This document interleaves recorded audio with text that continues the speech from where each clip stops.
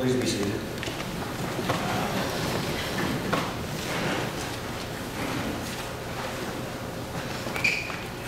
I have a couple of confessions this morning. The first confession, that each and every time that I write a message, the message is for me. And I know that probably sounds selfish, but you know, I hope with the sincerest amount of endeavor that I can that you accept that as the way that I try to process issues that I've been struggling with and dealing with. And hopefully that everyone can benefit from my process. Now, the second confession that I have, and the issue or process that I've really struggled with for quite a long time, is that I struggle with God. I do. I have for years. I struggle with trying to basically comprehend someone or something that I cannot see or touch. Now, it's not that I don't doubt that God exists, but it's that statement that I just made, or rather that term exist, that's the root of the complexity of my personal struggle. You see, to exist is to have objective reality or being. This lecture, this exists. Jim Maloney, you exist. I can touch him. I gave Pat a hug this morning. I can feel Pat. I can feel love. That exists. I cannot apply objective reality or being to God. And there has probably been no greater philosophical debate since the beginning of time about the existence of God. Job 36:26 says, God is infinitely beyond our understanding. If God is beyond my understanding, how will I ever develop that personal relationship?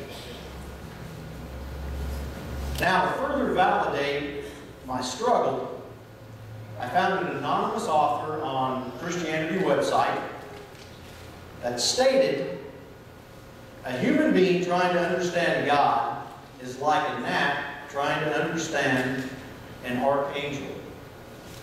But even that doesn't cover the half of it, because both the gnat and the archangel are created beings. As human beings, we are created. We don't have our origins within ourselves, but because of someone else. We are finite, whereas He is infinite. We are in time. He exists outside of it. To Him, every time is now, and everything is possible, a mere expression of His will. By contrast, I can't even prevent myself from doing the very things that I know in my heart that I don't want to do. To say that humans and God are different is the ultimate understatement. No wonder we really have a hard time understanding and comprehending God. Now, I know that there are probably those in this sanctuary today who do not share my struggle. You believe without hesitation and take God at full face value. And I really envy you. I envy those who can do that. My grandma Roy is a great example. She lived in Phoenix, Arizona, and was a very devout Catholic. She never had the smallest reservation whatsoever about God, who God was, or her understanding of God. She read her Bible daily. She never missed Mass, even when she was sick. And she would often watch the evangelist on television. When I lived in Arizona, I would go visit Grandma. And a lot of times our talk was just idle, small talk. But occasionally, we would talk about God. And eventually, I would ask Grandma, how do you know? And in her French-Canadian accent, with a smile and a mischievous twinkle in her eye, she would say, "I just do." No hesitation. That was it. No doubt. She just knew. I have no struggle in belief and understanding of Jesus, even though I never met Christ in person. Christ was a living, breathing being with all attributes associated with humanness. Others knew him and had a physical relationship with him. We have documentation of Christ's existence, his birth, his life, his death. He had family and he had friends, even enemies. And we also know that Jesus is God's bridge to humanity. Now, to go back to my anonymous author and to paraphrase, Jesus, according to the Bible, is God's ultimate means of revealing himself to us. The Gospels make it clear that Jesus is fully God, so much so that they refer to Jesus as the Word of God, that ultimate message that proceeds from his mouth, God's thoughts in human form. Part of the acceptance of this truth lies in our own submission to God. Ultimately, we can accept it to be true. Not because we can make sense of God, but because God says it is so. So in respect, if we have found him to be trustworthy, in every other degree, then we should have no reason to doubt. Now, my Missouri roots are very deep, and I hold true to that show me doctrine. There is recorded proof of Jesus' life. This isn't the case with God. However, God has revealed himself to humanity through the Bible. In Genesis 15:18, the Lord made a covenant with Abraham, saying, "Unto thy seed I give in this land, from the river of Egypt unto the great river, the river Euphrates." And of course, we know he revealed himself to Moses through the burning bush in the book of Exodus. Moses was tending sheep and he saw a baffling sign on Mount Horeb. A bush was on fire, but it was not burning up. So he went to investigate. And the voice of God called to him. In the book of Daniel, God revealed himself to the evil king Belshazzar by a large handwriting on the wall. And finally, we know that God has revealed himself to prophets and individuals through dreams and angels.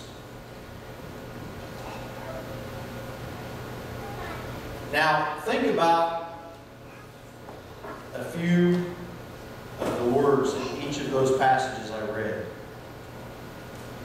With Abraham, God saying, the book of Exodus, and the voice of God called to him. And then finally, the book of Daniel, a large handwriting on the wall. A voice, saying, handwriting, those are all human attributes, aren't they? Expressed through God. So by reading and studying the Bible, we learn who God is and how he responds and how he reveals himself to us. For some people, this is all they need. But for me, I still have to attempt to try and rationalize God.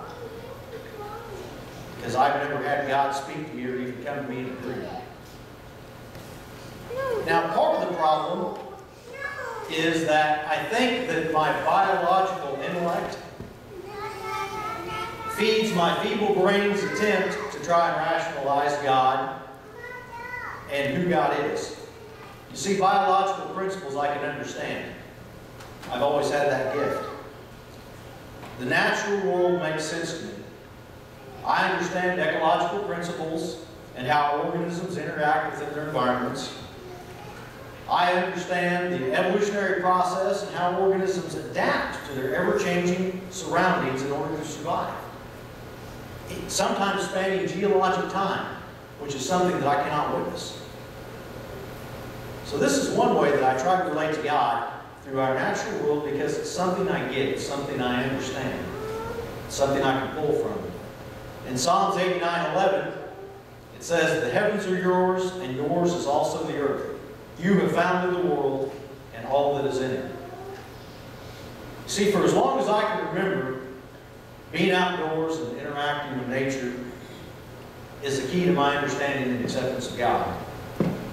I can't really explain it, but I will have moments when I'm in a certain outdoor setting when I get an overwhelming sensation that I am part of something greater than just my existence. For example, when I was in college at Prescott, Arizona, one of the courses I took was Wilderness Exploration and Landscape Study.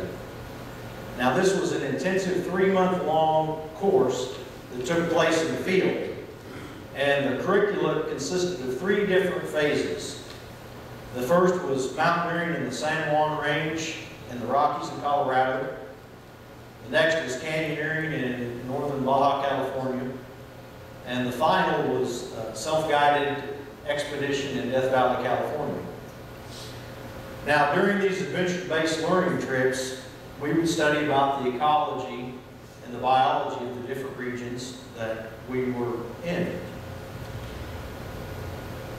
In October of 1994, we were in the Chicago Basin area of the San Juan Mountain Range, north of Durango, Colorado. And we had been in this area for about 3 weeks now. And the class was basically centered around learning about the Chicago Basin. And during that time, we would also climb the various peaks that were in our area. And we climbed several 13,000 to 14,000 foot peaks. Now, as the course was starting to come to a close, we had one final summit before we left. And the instructor divided us up into small groups, little expedition parties. And the group that I was with, the instructor selected for us to summit Vestal Peak via the Wham Ridge route. Now, Vestal Peak towers at 13,864 feet and is one of Colorado's most sought-after centennial 13er climbs. And the Wham Ridge is quite possibly the best route in the entire Grenadier Range to climb. Also within this particular region, the Trinity Peaks and Arrow Peaks dominate the scenery as well of this alpine basin that we were in. Our ascent up Wham Ridge was amazing. And it was probably some of the purest technical climbing that I ever had the opportunity to do while I lived in Arizona. We finally summited that early afternoon. The day was October the 18th. That was my 24th birthday. Now, being my birthday, I treated myself to a Snickers candy bar and a clean pair of wool socks. Yeah, no kidding. I had been saving the last of the 4 pairs of socks that I had brought for such a special occasion. Now, until you've been in the backcountry for over 3 weeks, you will never really know and understand how good fresh socks feels. So as we sat atop Vestal Peak in silence, our little group was separated from each other. I gazed across the vastness of the San Juan Range, and I was awestruck by the sight. And it was at that very moment, that sensation I was trying to tell you about, that struck me. And I was just absolutely overwhelmed. I can't describe it, but I knew I was part of something a lot greater than just me. And I knew that something more than the elements and time had a hand in the sculptures that I was looking at before me. I'd like everyone to look at the front of your bulletin real quick.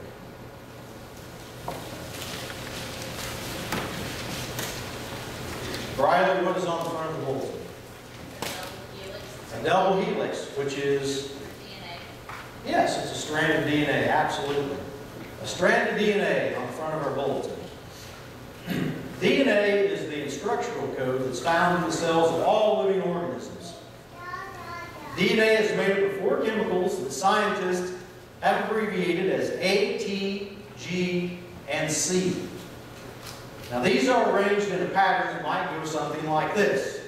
C, G, T, G, T, G, A, A, C, T, C, G, C, T, C, C, T, G, A, T, and so on. Now there are over 3 billion, billion with a B, of these letters in every human cell. DNA is a 3 billion letter program telling the cell to act in a certain way, much like a computer program. It's a detailed instruction manual for our bodies. DNA instructs what color our eyes will be, when you will reach puberty, when you will start to need glasses, and when your hair will turn gray, and so on. Everything about your body is coded within your DNA. It's just astounding. Now, I just told you that I can relate to principles of the natural world, and I often find my connection to God through those mechanisms. I cannot understand DNA. Natural and biological causes are completely lacking when it comes to DNA. There's no explanation, no rhyme or reason. I can't comprehend DNA any more than I can really fully comprehend God. I guess I can only really blame my ignorance on my humanness. And I think that God understands. Probably laughs. I'm always going to struggle. So what am I to do? What are we to do if you have the same struggle that I do? Genesis 1:1. In the beginning, God created the heavens and earth. Revelations 22:13. I am the Alpha and the Omega, the first and the last, the beginning and the end. Some of you may be wondering how these scriptures basically tie into my message. When I began thinking about how I try to process God in relevant scripture, I kept returning to these two passages. In my opinion, these are probably two very strong passages that establish who God is and what God is capable of. And I've also found it a little ironic that these scriptures are at the beginning and at the end of the Bible, respectively. That's very definitive. Everything in between supports and defines God all the way through Jesus Christ. But nothing is a more powerful reminder to me that God has established Himself from the beginning to the end.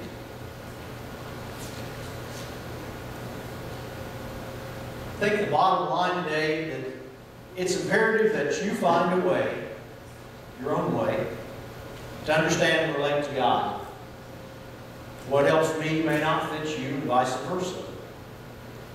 If you can't accept God at face value, as my grandmother Roy always did, I really applaud you to be able to do that. But if you're like me, though, keep looking for ways to make that connection. It'll happen. It's part of our theological evolution, if you may. And probably a duty as believers to never stop trying to seek and understand the Lord. The journey is a vital part of the relationship. Will I ever fully understand and comprehend God? Probably not. But the important thing is that we keep trying. Amen.